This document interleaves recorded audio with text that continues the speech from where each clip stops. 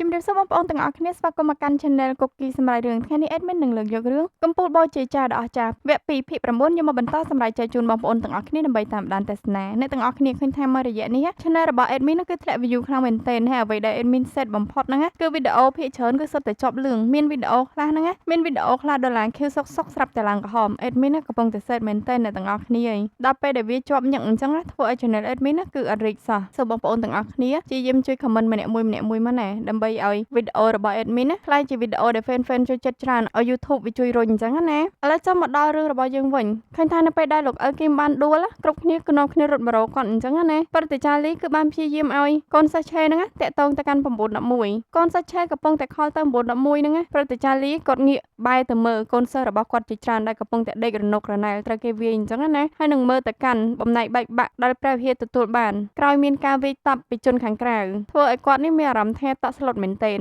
ញ៉ាំមកកាន់ជនសានរបស់យើងកំពុងតែគាស់ទ្វារបន្ទប់សម្ងាត់របស់រដ្ឋអាជ្ញាណាមតែត្រូវបរាជ័យដោយសារតែលេខារបស់គាត់បានឆក់នាងឲ្យសន្លប់ហើយ Admin កំពុងតែសេតរឿងលោកអ៊ើគីមបែរជាមកអង្គុយសើចរឿងលេខាលោកណាមនេះមានប្រពន្ធកបីបែរជាលើកជនសានយើងអត់រួចនោះទេអូសផងអីផងអើយ Admin ណាឡើងហួសចិត្តតែម្ដងចំណែកក្រុមរបស់ប្រធានហ្គូក៏ត្រូវបានគេចាប់បានផងដែរពេលហ្នឹងអបិម៉ាប់នេះគាត់ហៅប្រធានហ្គូថាជាអ្នកស៊ើបអង្កេតហ្គូអញ្ចឹងណាធ្វើឲ្យប្រធានហ្គូដូរទឹកមុខរៀងស្លន់មួយផ្លេតដែរបន្ទាប់មកគាត់ក៏បាននិយាយថាគាត់ប្រាប់ឲ្យថាគាត់មិនមែនជាអ្នកស៊ើបអង្កេតអីនោះទេក្រែងអ្នកទាំងអស់គ្នាបានពិនិត្យមើលរួចរាល់ហើយតើអីលោកផាកឮតែអញ្ចឹងគឺគាត់ច្រឡូដៃរកវាយកូនចៅរបស់គាត់អញ្ចឹងណានិយាយឲ្យស្ដាប់នោះទេប្រាប់ថាម្នាក់នេះគឺមិនមែនជាប៉ូលីសនោះទេគឺអូហាន់ម៉ូសោះហ្នឹងប៉ុន្តែអបិកម្មាប់ម្នាក់ហ្នឹងបានដើរចេញមកនឹងនិយាយទាំងជឿជាក់អ្នកប្រហែលជាមានសាច់ញាតិណាមួយដែលមានមុខមាត់ដូចជាអ្នកហើយឲ្យពួកគេខ្លែងបន្លំអញ្ចឹងណាអាចជាពូជាបងជាប្អូនអ្នកនោះអាចក្មេងជាងអ្នកអាចចាស់ជាងអ្នកប៉ុន្តែពួកគេលាបពណ៌សក់ឬមួយក៏រៀបចំខ្លួនឲ្យមើលទៅដូចជាអ្នកខ្ញុំហ៊ាននិយាយថាអញ្ចឹងចំណែកខាប៉េលីនគឺបានស្ដាប់ការសន្ទនារបស់ពួកគេហើយទឹកមុខរបស់គាត់មើលទៅដូចជាភ័យមិនទេដូចជាមានរឿងដែលកំពុងតែចិត្តបែកការអញ្ចឹងណាពេលហ្នឹងផងដែរយ៉ូហានក៏បាននិយាយថាពួកយើងគ្រាន់តែមកដើរលេងជុំវិញនេះតែប៉ុណ្ណោះហេតុអីក៏អ្នកបានបង្កើតរឿងរ៉ាវទាំងអស់នេះមកធ្វើឲ្យយល់ច្រឡំអញ្ចឹងណាលោកផាឯនេះវិញនៅពេលដែលឮកូនចៅគាត់និយាយអញ្ចឹងគឺគាត់រៀងច្បោកច្បល់អញ្ចឹងណាគាត់សម្លឹងទៅកាន់ពួកគេទាំង4នាក់សម្លឹងចុះសម្លឹងឡើងគាត់ក៏ស្រែកថាអូយឯងកំពុងតែធ្វើឲ្យខ្ញុំឈួតហើយពេលនេះខ្ញុំកំពុងតែច្បោកច្បល់បែងចែកមិនដាច់នោះទេអ្នកទាំង4ស្ដាប់ពេលនេះអ្នកស្ថិតនៅក្នុងការសាកល្បងហាមធ្វើអ្វីសោះរហូតដល់ប្រធានរបស់ខ្ញុំមកនិយាយឲ្យគាត់ក៏ដើរចេញអញ្ចឹងណា Admin នេះខំតែប្រហោងពូភាកមុនស្មានតែគេចាប់បានពួកគាត់ហើយប៉ុន្តែឥឡូវគឺគេនៅអត់ទាន់សន្និដ្ឋានបាននោះទេប៉ុន្តែបើនៅតែបន្លំខ្លួនយូរបន្តិចទៀតប្រកាសជាត្រូវគេចាប់បានមិនខានងាកមកកាន់លោកអ៊ើគេមកគឺកំពុងតែគេងនៅលើគ្រែពេទ្យអត់ទាន់ដឹងខ្លួននោះទេពេលនោះផងដែរអ្នកគ្រូពេទ្យក៏បានមកពិភាក្សាជាមួយនឹងក្រុមរបស់លោកអ៊ើលីអញ្ចឹងណាពេលដំបូងគាត់ក៏បានប្រាប់ថាលោកអ៊ើគីមនឹងដឹងខ្លួនឆាប់គាត់ស្លាប់នេះគឺដោយសារតែត្រូវថ្នាំដែលក្រុមគ្រូពេទ្យដាក់ដើម្បីព្យាបាលអញ្ចឹងណាពួកគាត់ឮឲ្យធូរទ្រូងប៉ុន្តែនៅពេលដែលគ្រូពេទ្យនិយាយថាខ្ញុំមិនប្រកាសនោះទេថានេះគឺពាក់ព័ន្ធជាមួយជំងឺរបស់គាត់ឬអត់គ្រប់គ្នាស្រាប់តែភ្ញាក់ផ្អើលតែម្ដងអត់មានអ្នកណាដឹងនោះទេថាលោកអ៊ើគីមគឺកំពុងតែមានជំងឺក្រុមគ្រូពេទ្យក៏បានប្រាប់តាមដំណើរសាច់រឿងចឹងទៅថាលោកអ៊ើគីមគឺមានជំងឺពាក់ព័ន្ធជាមួយផ្នែកខួរក្បាលរបស់គាត់ហើយពេលនេះគឺស្ថិតនៅក្នុងដំណាក់កាលត្រូវការព្យាបាលប៉ុន្តែលោកអ៊ើគីមគាត់មិនដែលមកព្យាបាលតតែសោះគ្រប់គ្នាឮអញ្ចឹងគឺមានអារម្មណ៍ថាភ្ញាក់ផ្អើលនឹងតក់ស្លុតណាចំណែកលោករាជអាជ្ញាណាម្នេះវិញគឺកំពុងតែយកកាដូមកជូនថ្នាក់លើរបស់គាត់អញ្ចឹងណាពេលដែលមកជូនថ្នាក់លើរបស់គាត់គាត់បាននិយាយថាគាត់គឺជាឆ្កែយាមសង្កាត់បន្ទាប់មកគាត់ធ្វើខ្លួនដូចជាសត្វឆ្កែអ្នកទាំងអស់គ្នារដ្ឋអាជ្ញាណាមកនៅចិត្តជន់សាន់យូរទៅឈួតដូចជន់សាន់អញ្ចឹងបន្ទាប់មកថ្នាក់លើរបស់គាត់សើចនឹងនិយាយថាកុំឲ្យគាត់ដាក់ខ្លួនពេកអញ្ចឹងណាពេលដែលកំពុងតែនិយាយទូរស័ព្ទរបស់គាត់ក៏លោតសារមកធ្វើឲ្យគាត់នេះប្រែទឹកមុខភ្លាមមួយរំពេចបន្ទាប់មកគាត់ក៏ចេញមកនិយាយទូរស័ព្ទនៅខាងក្រៅអញ្ចឹងណាពេលហ្នឹងគាត់ដឹងថាកូនចៅរបស់កឹមហុងស៊ីគឺបានឆ្មក់ចូលទៅវាយប្រហារសិស្សនៅក្នុងព្រះវិហារអីអញ្ចឹងទៅធ្វើឲ្យគាត់ខឹងមែនទែនគាត់និយាយថាកំហុងស៊ីនេះធ្វើអីគឺមិនដែលរាយការណ៍មកកាន់គាត់មុននោះទេធ្វើឲ្យគាត់ហ្នឹងគឺពិបាកជានិច្ចភ្លាមនឹងផងដែររដ្ឋអាជ្ញាណាក៏បានខលតណាត់កំហុងស៊ីដើម្បីជួបគ្នាអញ្ចឹងណាគេលែងមកមើលម៉ាដាមកោនេះគ្រាន់តែដឹងថាខាងព្រះវិហារមានបញ្ហាគឺគាត់មកដល់ភ្លាមអ្នកទាំងអស់គ្នាហើយគាត់បានចូលមកខាងក្នុងមកមើលកន្លែងកាត់ហេតុនៅបានមករើសឈើឆ្កាងដែលមានរូបព្រះយេស៊ូវអញ្ចឹងណាយកមកជូតឈាមទាំងទឹកមុខសោកសៅក៏លែងមកមើលកូនចៅរបស់រដ្ឋអាជ្ញាណាមដែលជាប៉ូលីសដូចគ្នានេះបែរជាងាកមកនិយាយថាវាគឺជាកំហុសរបស់បព្វជិតទាំងអស់ពួកគេទៅបង្កបញ្ហាទៅបានជាមានរឿងហេតុទាំងនេះកើតឡើងម្ដាមកោអត់តបតអីនោះទេដោយស៊ូទ្រាំស្ដាប់ពាក្យសើចចំអករបស់ពួកគេអញ្ចឹងទៅ ងាយមកកាន់ក្រុមរបស់ប្រធានគូពួកគាត់ទាំង3នាក់គឺកំពុងតែអង្គុយសេតអញ្ចឹងណាប៉ុន្តែសង្ស័កឯនេះគឺស្រែកបដាវាយទ្វារបដាឲ្យអ្នកខាងក្រៅនឹងចាំបើកទ្វារទៅពេលនឹងផងដែរហេឌីក៏បាននិយាយថាពួកយើងគួរតែចម្រុកចេញទៅបើសិនជាពួកគេបើកទ្វារត្រូវហើយពួកយើងក្នុងម្នាក់គឺទប់ទល់ជាមួយនឹងមនុស្ស5នាក់ពួកយើងអាចរត់ចេញទៅបានហើយអ្នកឈួតទេអីអ្នកគិតថានៅទីនេះមានតែមនុស្ស20នាក់ឯងបើតាមខ្ញុំស្មានតិចបំផុតក៏50នាក់ដែរតែអ្នកអាចទៅរួចអត់សង្ស័កគ្រាន់តែលឺអញ្ចឹងមើលក៏ធ្វើមុខបន្ទាប់មកពួកគាត់ទាំង4នាក់ក៏បានសួរគ្នាបន្តកតុយគ្នាថាយើងគួរធ្វើម៉េចយើងគួរធ្វើម៉េចអញ្ចឹងណាចុងក្រោយហេឌីក៏បាននិយាយថាមិនអីនោះទេពួកយើងប្រកាសជាស្លាប់នៅទីនេះហើយពេលដែលពួកយើងខ្លាចទៅជាខ្មោចយើងនឹងហោះចេញទៅប្រធានគូលឺតែប៉ុណ្្នឹងគឺគាត់រត់ទៅប្របុកទ្វារនឹងពីរដងអញ្ចឹងណាហេឌីក៏បានប្រាប់ឲ្យគាត់ចេញនឹងយកស្នៀតសក់របស់នាងយកមកចាក់សោនឹងគីឡូត្រូវអីអញ្ចឹងទៅចំណែកអាយ៉ូហាននេះវិញគឺគាត់ទៅបានកាន់ថ្មពិលពីរគ្រាប់នៅក្នុងដៃរបស់គាត់ហើយបានមកប្រើកម្លាំងឆក់របស់គាត់ទៅកាន់ទ្វារអញ្ចឹងណាប៉ុន្តែទ្វារវាមិននឹងខ្លាចអគ្គិសនីយើងបន្ទាប់មកគាត់ក៏និយាយថាក៏មិនអាចធ្វើអីបាននោះទេងាកមកកាន់គ្នារបស់លោកឪគីមគឺកំពុងតែនាំគ្នាមកអង្គុយសេតនៅខាងក្រៅអញ្ចឹងណាដោយបងស្រីគីមជាមួយនឹងលោកឪលីគឺគាត់នាំគ្នានិយាយអំពីរឿងរ៉ាវដែលលោកឪគីមកំពុងតែមានបញ្ហាប៉ុន្តែលោកឪគីមមិនដែលប្រាប់គាត់សូម្បីតែមួយម៉ាត់ធ្វើឲ្យពួកគាត់នេះពិតជាសោកសៅខ្លាំងមែនទែនលោកឪលីបន្ទោសខ្លួនឯងអញ្ចឹងណាដែលគាត់និយាយថាគាត់នៅក្បែរលោកឪគីមរហូតតែបែរជាមិនអាចមើលដឹងថាលោកឪគីមកំពុងតែជួបបញ្ហាដ៏ធ្ងន់បែបនេះបន្ទាប់មកប្រតិចាលីក៏បាននិយាយថាដោយសារតែអ្នកទាំងពីរស្និទ្ធស្នាលជាមួយនឹងលោកឪគីមអនុញ្ញាតឲ្យខ្ញុំសួរអ្នកទាំងពីររឿងមួយបានអត់ហេតុអីបានជាគាត់ព្យាយាមតស៊ូប្រឆាំងបែបហ្នឹងទោះបីជាស្ថានភាពរបស់គាត់ទៅជាបែបនេះដំបូងឡើយខ្ញុំគ្រាន់តែគិតថាគាត់ជាមនុស្សដែលមានគំនិតខុសពីមនុស្សធម្មតាប៉ុន្តែពេលនេះខ្ញុំគិតថាប្រហែលជាមានអ្វីដែលច្រើនជាងនេះទៅទៀតបើមានហេតុផលផ្សេងទៀតសូមជួយប្រាប់ខ្ញុំផងបងស្រីគីមសម្រាប់ចិត្តថានឹងប្រាប់រឿងរ៉ាវទាំងអស់ទៅកាន់ពួកគេទាំងពីរនាក់ប៉ុន្តែសូមឲ្យពួកគេទាំងពីរនាក់ហ្នឹងរក្សាការសម្ងាត់អញ្ចឹងណាកូនសិស្សឆេជាមួយនឹងព្រឹទ្ធាចារ្យលីក៏ធ្វើសញ្ញារូតមាត់បញ្ជាក់ថាមិននិយាយរឿងនេះទៅកាន់អ្នកណានោះទេងាកមកកាន់រដ្ឋអាជ្ញាណាមដែលកំពុងតែមកជួបកំហុងស៊ីនេះទាំងអស់គ្នាគាត់ខឹងខ្លាំងមែនទែនដល់ថ្នាក់កំហុងស៊ីហៅគាត់ចូលមកនិយាយក្នុងឡានគាត់អត់និយាយនោះទេដែលគាត់និយាយថាគាត់គ្មានពេលទេគាត់គ្រាន់តែចង់ប្រាប់កំហុងស៊ីឲ្យច្បាស់ថាមុននឹងធ្វើអីគួរតែប្រាប់គាត់សិនអ្នកចង់និយាយអំពីបញ្ហានៅថ្នាក់សិក្ខាសាលានឹងមែនខ្ញុំមកបានគិតអំពីវារួចហើយត្រឹមតែជារឿងតូចតាចប៉ុណ្ណោះអ្នកមិនចាំបាច់ពិបាកនោះទេតើអ្នកនិយាយអីអ្នកគិតថាវាជារឿងតូចតាចមែនពេលនេះវាកំពុងតែភ្ញាក់ផ្អើលទៅដល់ទីក្រុងសេអ៊ូលទៀតវាមិនមែនជារឿងធម្មតានោះទេខ្ញុំប្រាប់អ្នកឲ្យច្បាស់ម្ដងទៀតរឿងទាំងអស់គឺស្ថិតនៅលើការសម្រេចចិត្តរបស់ខ្ញុំមិនមែននៅលើអ្នកនោះទេកំពុងតែនិយាយហ្នឹងស្រាប់តែកូនចៅរបស់កំហុងសៀក៏បានមកប៉ះស្មារបស់រដ្ឋអាជ្ញាណាមនឹងប្រាប់ឲ្យគាត់ទៅនិយាយក្នុងឡានអញ្ចឹងណាតែរដ្ឋអាជ្ញាណាមខឹងខ្លាំងពេកផ្ទះក៏ភ្លៀងទៅកាន់កូនចៅរបស់កំហុងស៊ីនឹងបាននិយាយថាឯងជាអ្នកណាបានជាឯងហ៊ានមកប៉ះខ្ញុំបែបនេះកូនចៅកំហុងស៊ីនឹងខឹងមែនតែនប៉ុន្តែអត់ហ៊ានធ្វើអីនោះទេបន្ទាប់មកកំហុងស៊ីក៏បានឲ្យកូនចៅរបស់គាត់សុំទោសរដ្ឋអាជ្ញាណាមអញ្ចឹងណាត្រូវគេវាយឲ្យសុំទោសគេទៀតមុននឹងចេញទៅគាត់ក៏បានពមៀនទៅកាន់កំហុងស៊ីផងដែរដែលនិយាយថាចង់ដោះស្រាយអីដោះស្រាយវាឲ្យបានល្អប្រយ័ត្នតែមានលេចលឺព័ត៌មានថាក្មួយគ្រឿងញៀនត្រូវបានក្រុមសិស្សនៅថ្នាក់សិក្ខាសាលាបង្ក្រាបអ្នកពិតជាខ្មាស់គេខ្លាំងណាស់តែមិនអីទេខ្ញុំនឹងព្យាយាមបិទប្រព័ន្ធផ្សព្វផ្សាយទាំងអស់នេះឲ្យប៉ុន្តែថ្ងៃក្រោយអ្នកត្រូវតែចងចាំនិយាយឲ្យគាត់ក៏ដើរចាក់ចេញទៅទាំងខឹងសម្បាអញ្ចឹងណាងាកមកកាន់ខ្ញុំសាន់វិញអ្នកទាំងអស់គ្នាពេលដែលក្រោកឡើងគាត់បានដឹងថាគាត់នៅកន្លែងជនអនាថាវាមើលទៅមានសម្រាមជាមួយនឹងกระดาษឡាំងกระดาษអីអញ្ចឹងណាធ្វើឲ្យគាត់ងើងឆ្ងល់តែម្ដងអ្នកណាជាអ្នកនាំគាត់មកទីនេះគាត់អង្អែលករបស់គាត់ហើយគាត់និយាយថាអូគេមិនបានធ្វើឲ្យគាត់របួសនោះទេបានអីរបួសបើគេឆក់នឹងអេដមីនមើលកន្លែងហ្នឹងហើយឡើងអស់សំណោចតែម្ដងនៅពេលដែលទឹកមុខរបស់គាត់ពេលក្រោកឡើងមកគាត់ងើងឆ្ងល់អីអញ្ចឹងណាបន្ទាប់មកភ្លាមនោះគាត់ក៏នឹកឃើញខលទៅកាន់លោកឪគេមកប៉ុន្តែអ្នកដែលលើកបែរជាលោកឪពុកលីទៅវិញងាកមកកាន់ដុកសាំងឯនេះពេលដែលគាត់ត្រឡប់មកផ្ទះឃើញថាផ្ទះរបស់គាត់វារៀងញ៉ៃញ៉ៃលោកឪគីមអត់មានរៀបចំអីតតែសោះហើយគ្មានដឹងអីមិនតិចថាលោកឪគីមកំពុងតែនៅមន្ទីរពេទ្យហ្នឹងហើយបន្ទាប់មកគាត់ក៏កលេចទៅមើលក្តារខៀនឃើញពាក់ព័ន្ធជាមួយនឹងរឿងឧស្ម័នពុលនិងការបំទុះនាវាធ្វើឲ្យគាត់ភ្ញាក់ផ្អើលនិងខឹងយ៉ាងខ្លាំងគាត់ក៏ទេទៅរកជំនួយពីណាក៏មិនដឹងដែរទោះម្នាក់នឹងថាគាត់ឈ្មោះគ្រឿងញៀនដែលមានឈ្មោះថាលោកផាកនៅតំបន់យូម៉ានឹងអត់តែអាចណែនាំគាត់ឲ្យខ្ញុំស្គាល់បានទេក្លែងមកមើលកំហុងស៊ីនេះកំពុងតែប្រឈមមុខជាមួយនឹងការត្រូវវិនិច្ឆ័យទៅកាន់ក្រុមរបស់ប្រធានគូអ្នកទាំងអស់គ្នាដោយកូនចៅរបស់គាត់បានប្រាប់ថាពួកគេមិនប្រកាសចិត្តនោះទេថាអ្នកទាំង4គឺជាក្រុមអូហាន់ម៉ូហើយមិនមែនជាក្រុមរបស់ប៉ូលីសភ្លាមនឹងផងដែរអបចិញ្ចៈអលូតនេះក៏ចេញមកនិយាយថាគាត់ជឿជាក់ទៅលើសង្សាររបស់អូហាន់ម៉ូពីព្រោះថានាងធ្លាប់បានមើលពីអនាគតឲ្យគាត់អញ្ចឹងណាកំហុងស៊ីក៏សួរថាតើអនាគតរបស់អ្នកវាយ៉ាងម៉េចគាត់និយាយថាខ្ញុំត្រូវប្រឹងប្រែងនៅពាក់កណ្ដាលជីវិតរបស់ខ្ញុំបន្ទាប់មកជីវិតចុងក្រោយវានឹងប្រសើរឡើងគ្រាន់តែលឺអញ្ចឹងកំហុងស៊ីក៏បានសួរថាគាត់មែនទេគឺជាអ្នកដែលនាំកូនចៅទៅវាយប្រហារនៅថ្នាក់សិក្ខាសាលាព្រះវិហារតែអ្នកដឹងទេអ្នកកំពុងតែធ្វើឲ្យពួកយើងអាម៉ាស់មុខដោយសារតែទៅវាយគេប៉ុន្តែបែរចំណងគ្នារត់បាសកញ្ញាមកវិញអញ្ចឹងណាលោកផាកក៏និយាយថាសំទោសពីព្រោះថាគាត់មិនដឹងថានៅទីនោះមានសិស្សច្រើនលើសពីការរំពឹងទុកអញ្ចឹងណានៅពេលហ្នឹងផងដែរកំហុងស៊ីក៏បានយកកបិតចេញមកនិងចាក់សម្លាប់អបចិញ្ចៈអលូតនឹងតែម្ដងដោយគាត់និយាយថាជីវិតអ្នកពេលនេះគឺប្រសើរឡើងហើយនិយាយពីថាគ្រប់គ្នានៅទីនេះគ្រាន់តែឃើញប៉ុណ្្នឹង គឺភ័យឡើងញ័រស្លន់តែម្ដងសូម្បីតែលោកផាកឯនេះក៏ភ័យឡើងអាញីញ័រដល់ថ្នាក់កឹមហុងស៊ីសួរគឺគាត់ឆ្លើយអត់ចេញនោះទេអ្នកទាំងអស់គ្នាពេលហ្នឹងផងដែរគាត់សម្រេចចិត្តថាសម្លាប់ពួកគេទាំង4នាក់តែម្ដងចោលទៅពីព្រោះគាត់អត់ចូលចិត្តរឿងដែលមិនច្បាស់លាស់ហើយអញញ៉ៃបែបហ្នឹងនោះទេបើមិនប្រកាសចិត្តដដែលសម្លាប់ចោលទៅកុំឲ្យឈឺក្បាលច្រើនថាពេលលីហ្នឹងក៏បានរត់មកនឹងនិយាយថាគាត់មានរឿងមួយដែលប្រកាសកាលពីឆ្នាំ2018មានរឿងព្រេងមួយពាក់ព័ន្ធជាមួយនឹងអូហាន់ម៉ូដែលវាគឺជារឿងព្រេងដ៏ល្បីល្បាញបំផុតនៅថ្ងៃមួយនៅក្នុងប្រទេសជប៉ុនអូហាន់ម៉ូបានប្រយុទ្ធជាមួយនឹងកំពូលជើងខ្លាំងម្នាក់អញ្ចឹងណានៅពេលហ្នឹងផងដែរកំពូលជើងខ្លាំងម្នាក់ហ្នឹងគឺបានចាក់ចំខ្នងរបស់អូហាន់ម៉ូប៉ុន្តែគេមិនបានដួលនោះទេបែរជាកំចាត់ជើងខ្លាំងជប៉ុនម្នាក់ហ្នឹងឲ្យដួលភ្លាមតែម្ដងបើសិនជាគាត់គឺពិតជាអូហាន់ម៉ូពិតមែននោះខ្នងរបស់គាត់ប្រកាសជាមានស្នាមកំបិតប៉ុន្តែបើសិនជាខ្លាំងខ្លាយគឺគ្មានស្នាមនៅលើខ្នងនោះទេបន្ទាប់មកកំហុងស៊ីក៏បានបញ្ជាឲ្យប្រធានហ្គូលាត់អាយរបស់គាត់បញ្ចេញខ្នងឲ្យគ្រប់គ្នាមើលអញ្ចឹងណាប្រធានហ្គូក៏ចាប់ផ្ដើមចូលទួនឹងនិយាយទាំងឈឺចាប់ថាខ្ញុំមិននឹកស្មានថាខ្ញុំត្រូវជួបរឿងអាម៉ាស់ដូចជាថ្ងៃនេះនោះទេគ្នារបស់គាត់មើលទៅផិតភ័យប៉ុន្តែប្រធានហ្គូគឺលាត់អាវបញ្ចេញខ្នងឲ្យគ្រប់គ្នាមើលទាំងជឿជាក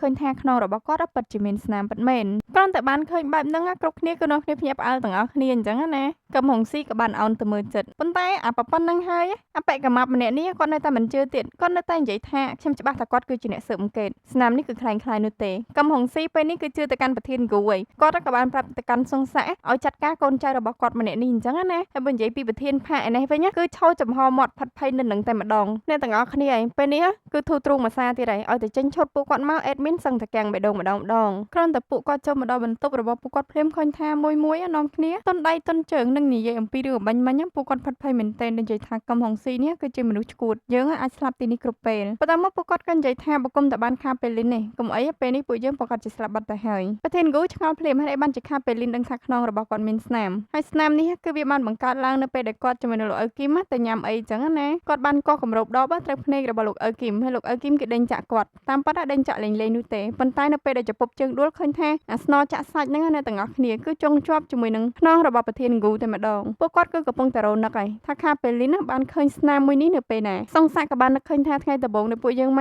កប្រធានហ្គូគឺបានដោះអាវបញ្ចេញសាច់ខ្នងឲ្យខាពេលលីនមើលអញ្ចឹងណាគ្រប់គ្នាក៏បានយល់ហើយពេលនេះប៉ុន្តែក៏នៅតែឆ្ងល់ទៀតថាហេតុអីបានជាគាត់បង្កើតរឿងដើម្បីមកជួយប្រធានហ្គូដូច្នេះពេលហ្នឹងផងដែរឃើញថាទឹកមុខរបស់ហេឌីមានការចម្លែកអញ្ចឹងណាគ្រប់គ្នាស្មានថាមានវិញ្ញាណចូលនាងតែប៉ិតមែននោះទេទូរស័ព្ទដែលនាងលាក់នៅលើក្បាលគឺវាបានរោហើយគ្រប់គ្នាក៏នាំគ្នាមកមើលសារដែលបានផ្ញើមកនឹងទើបដឹងថាពេលនេះលោកអ៊ូគីមជាមួយនឹងថ្នាក់សិក្ខាសាលានៅព្រះវិហារគឺកំពុងតែមានបញ្ហាបន្តមកឃើញថាខ្ជុនសាន់ក៏បានមកដល់ពេទ្យអញ្ចឹងណាប៉ុន្តែលោកអ៊ូគីមនៅតែអត់ទាន់ដឹងខ្លួននោះទេលោកអ៊ូលីបានសួរទៅកាន់ខ្ជុនសាន់ថាអ្នកដឹងពីជំងឺរបស់គាត់មែនទេខ្ជុនសាន់គឺមិនមាត់នោះទេបានន័យថានាងដឹងអញ្ចឹងណាបងស្រីគីមជាមួយលោកអ៊ូលីគឺនាំគ្នាបែរខ្លួនចេញនាំគ្នាយំនៅកន្លែងហ្នឹងធ្វើឲ្យខ្ជុនសាន់នេះបារម្ភមែនទែនដូចនិយាយថាលោកអ៊ូគីមបានស្នើសុំឲ្យគាត់លាក់រឿងអាត់កំបាំងទាំងអស់នេះអញ្ចឹងគាត់មិនអាចនិយាយប្រាប់ពួកគេនោះទេប៉ុន្តែលោកអ៊ូលីនិងបងស្រីគីមមិនបានខឹងនោះទេដោយគាត់គ្រាន់តែអាណិតទៅកាន់លោកអ៊ូគីមអញ្ចឹងណាព្រោះតែគាត់មិនចង់ខ្លាចជាបន្ទុករបស់ពួកយើងទើបគាត់ព្យាយាមលាក់រឿងនេះពីយើងចាប់ពីថ្ងៃនេះទៅយើងត្រូវតែការពារគាត់ត្រូវហើយនៅពេលដែលឮពួកគេនិយាយអញ្ចឹងធ្វើឲ្យខ្ជុនសាន់របស់យើងគឺរៀងធូរចិត្តបន្តិចក៏เลยមកកាន់លោកអ៊ូគីមទាំងអស់គ្នា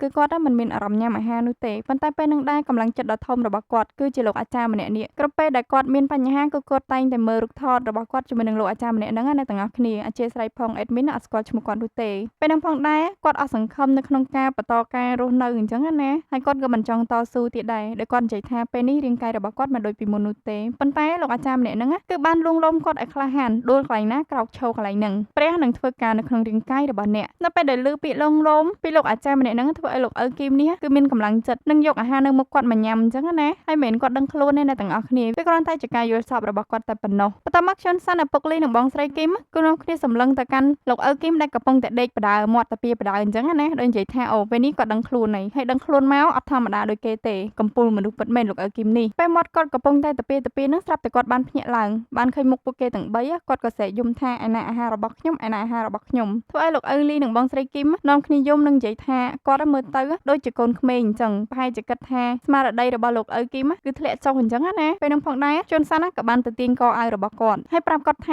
ខ្ញុំគឺខ្ជិនសាន់ជាមីងរបស់អ្នកនិយាយហើយគាត់ក៏ទេះកាភ្លៀងផង ផងវាយផងទៅកាន់លោកឪគឹមបន្ទាប់មកលោកឪគឹមក៏បានច្រានជន់សាន់ចេញនិងសួរថាហេតុអីបានជាអ្នកផ្ទះខ្ញុំអញ្ចឹងណាបងស្រីគឹមក៏បាននិយាយថាអូពេលនេះគាត់ចាប់ផ្ដើមមានសតិអារម្មណ៍ឡើងវិញហើយជន់សាន់នេះធូរទ្រូងខ្សាក់តែម្ដងពេលនោះលោកឪលីក៏បាននិយាយពីជំងឺរបស់លោកឪគឹមអញ្ចឹងណាលោកឪគឹមក៏ស្ដីឲ្យជន់សាន់ប្រាប់ថាកុំឲ្យយករឿងនេះប្រាប់គេខ្ញុំមិនមែនជាអ្នកប្រាប់នោះទេអ្នកមកដល់ពេទ្យហើយគិតថាពេទ្យនោះលាក់ពួកគេមែនលោកឪគឹមឮតែអញ្ចឹងក៏លូតិចតិចអត់ចង់ឲ្យអ្នកណាដឹងរឿងនេះនោះទេប៉ុន្តែទឹកមុខរបស់លោកឪលីឯនេះវិញគឺថាមានការអាណិតអាសូរយ៉ាងខ្លាំងទៅកាន់លោកឪគឹមបន្ទាប់មកពេលនឹងផងដែរលោកឪគឹមក៏បាននិយាយថាគឺមានធំក្លិនស្អុយហើយក្លិនហ្នឹងគឺចេញពីខ្លួនរបស់ជន់សាន់ដោយសារតែមុនហ្នឹងមានគេយកនាងទៅដាក់កន្លែងជនអនាថានាងក៏បានប្រាប់លោកឪគឹមថាមុនហ្នឹងនាងស្ទើរតែស្លាប់បាត់ទៅហើយចំណែកឯម៉ាដាមកោឯនេះវិញគឺថាកំពុងតែអង្គុយលេងតុក្កតារបស់គាត់និងស្ដាប់ព័ត៌មានពាក់ព័ន្ធជាមួយនឹងការធ្វើបាបសិស្សថ្នាក់សិក្ខាសាលាធ្វើឲ្យគាត់នេះខឹងខ្លាំងមែនទែនដល់ថ្នាក់ទាញតុក្កតាគាត់លហែកហើយសោចអញ្ចឹងណាប៉ុន្តែបន្ទាប់ពីសោចហើយអ្នកទាំងអស់គ្នាមើលទឹកមុខរបស់គាត់អេដមីនក៏ខ្លាចដែរគេលែងមកកាន់ក្រុមប្រធានគ្រូដែលនៅលើកប៉ាល់នេះនៅពេលដឹងថាលោកឪគឹមមានបញ្ហាពិតមែនយ៉ូហានយំផងអីផងសសិស្រាក់បត់ខោបត់អាវគិតថានឹងទៅរកលោកឪគឹមវិញអញ្ចឹងណាប៉ុន្តែពួកគេមិនចេញទៅងាយៗនោះទេគឺត្រូវតែមានការអនុញ្ញាតពីលោកផាក់ទៅពួកគេសម្រេចចិត្តមកសុំលោកផាក់ដែលនិយាយថាសុំទៅជួបម្ដាយអញ្ចឹងណាប៉ុន្តែចំណែកលោកផាក់ឯនេះគឺកំពុងតែយំសោកដោយសារកូនចៅចំណិតរបស់គាត់គឺបានស្លាប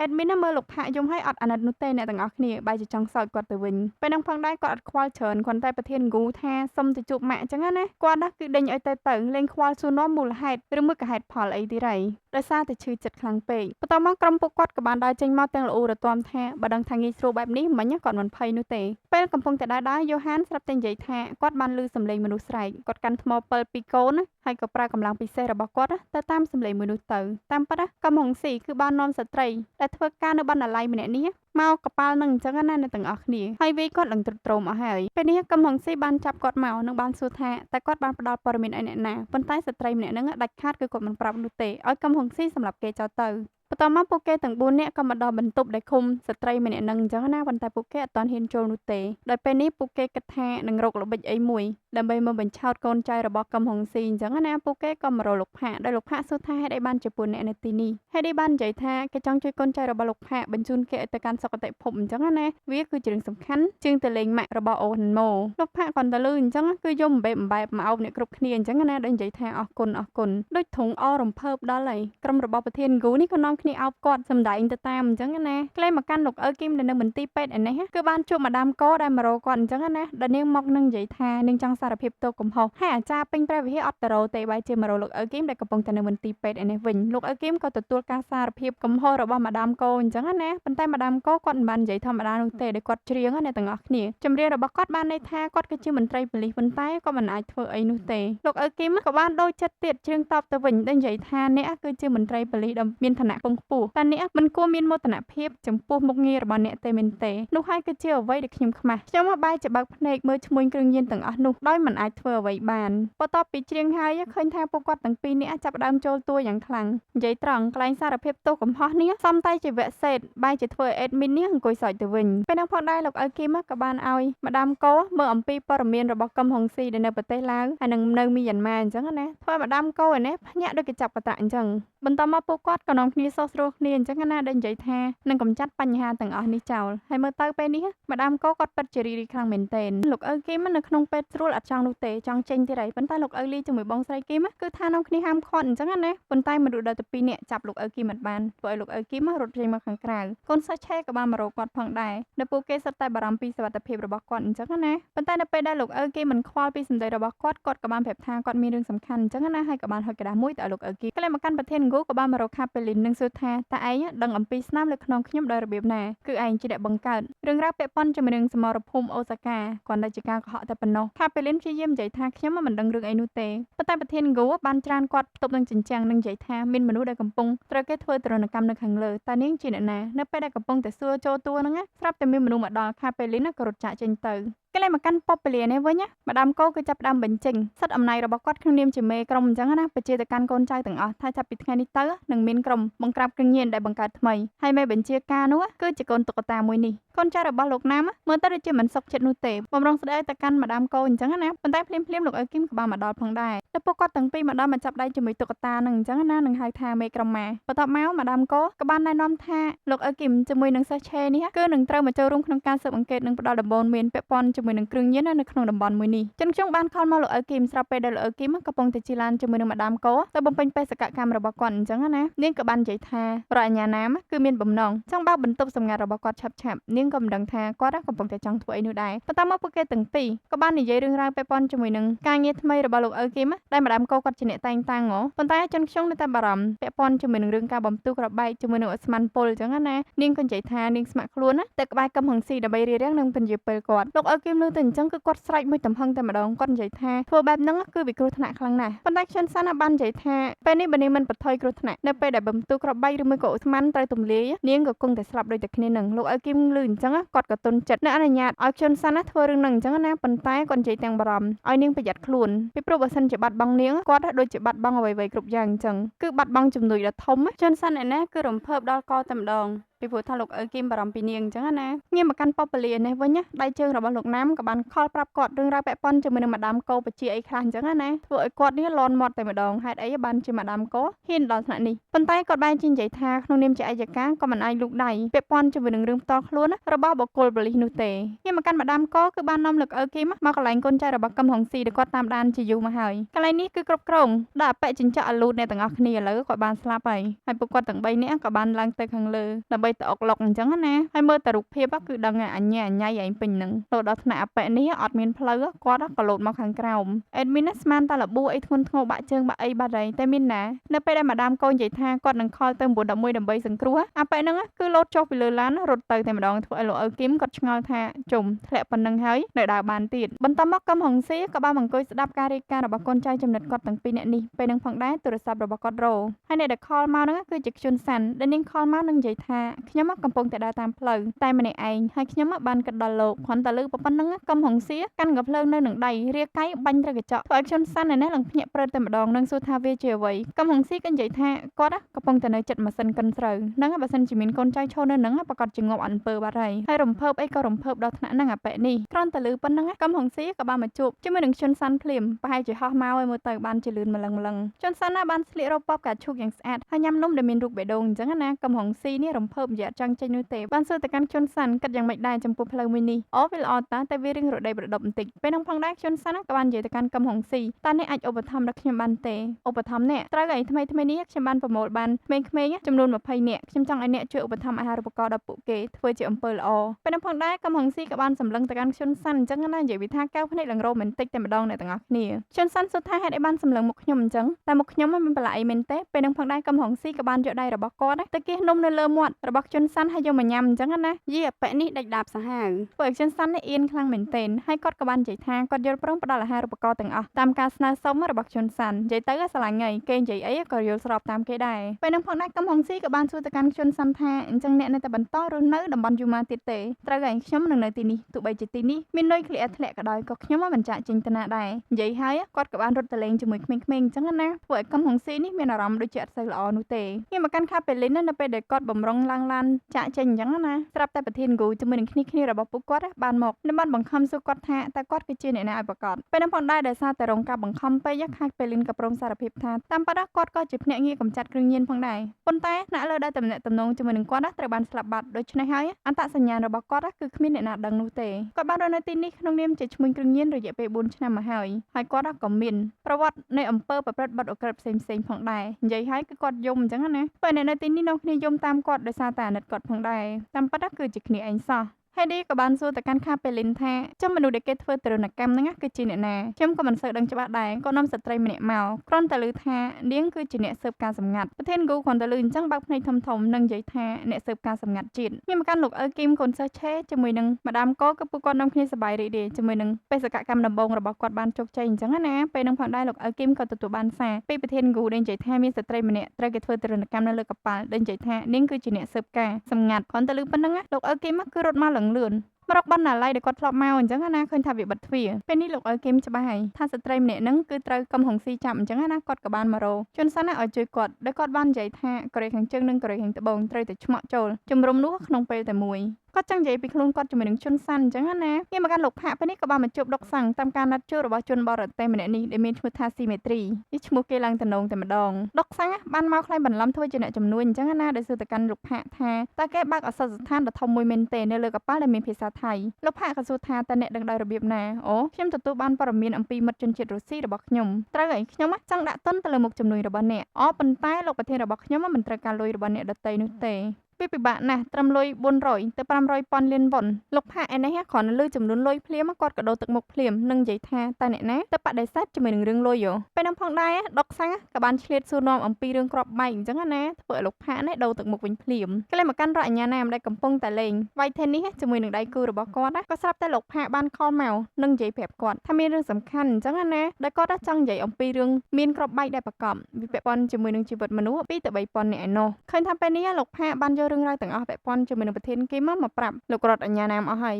មើលទៅប្រហែលជាគាត់ខ្លាចស្លាប់ចោលលុយរាប់រយពាន់លានវ៉ុនរបស់គាត់អញ្ចឹងណាបានជាមករកលោករដ្ឋអាជ្ញាណាមឲ្យជួយរឿងនេះបន្ទាប់មករដ្ឋអាជ្ញាណាមក៏បានខលទៅក្រៅប្រទេសអេដមីនដឹងថាគាត់ខលទៅខាងណានោះទេដោយសារតែគាត់និយាយភាសាអង់គ្លេសគាត់និយាយពាក់ព័ន្ធជាមួយនឹងទីតាំងរបស់ភូកាអញ្ចឹងណាហើយប៉ិតណាស់គេពិតជាចាប់អារម្មណ៍ដោយសារតែភូកានេះគឺជាអក្រិតជនអន្តរជាតិដែលគេកំពុងតែតាមរកអញ្ចឹងណារដ្ឋអាជ្ញាណាមនិយាយថាគាត់នឹងជួយសហការពាក់ព័ន្ធជាមួយនឹងរឿងរ៉ាវមួយនេះឲ្យពេញទំហឹងតែម្ដងប៉ុន្តែពេលនេះគាត់សូមឲ្យភាគីម្ខាងទៀតជួយលក្ខការសម្ងាត់សិនអញ្ចឹងណាចំណែកក្រុមប្រធានគូនេះគឺកំពុងតែនាំគ្នារនឹកវិធីធ្វើម៉េចឲ្យនាំលោកអ៊ើគីមចូលមកកាន់កប៉ាល់នេះបានអញ្ចឹងណាដែលក្នុងចំណោមហ្នឹងគឺមានតែលោកផាកដែលជាអ្នកដែលមានឥទ្ធិពលនៅទីនេះហើយគាត់ក៏ជាមនុស្សដែលល្ងងបំផុតផងដែរធ្វើឲ្យហេឌីគាត់មានគំនិតមួយដើម្បីបង្កើតរឿងបោកប្រាស់ទៅកាន់ក្រុមរបស់លោកផាកអញ្ចឹងណានិយាយហើយគាត់ក៏បានមកធ្វើពិធីចេះតែធ្វើឲ្យមិនដឹងថាជាស្អីនោះទេពួកនេះដំបូងគឺអត់ជឿនោះទេដែលហេឌីបាននិយាយថាទីនេះគឺមានព្រលឹងស្លាប់ដោយអយុត្តិធម៌អញ្ចឹងណាពួកគេក៏និយាយថាអបិចិញ្ចក់អាលូតនឹងមែនប៉ុន្តែហេឌីបាននិយាយថាមិនមែននោះទេនាងក៏បានបាច់អង្គចេញទៅ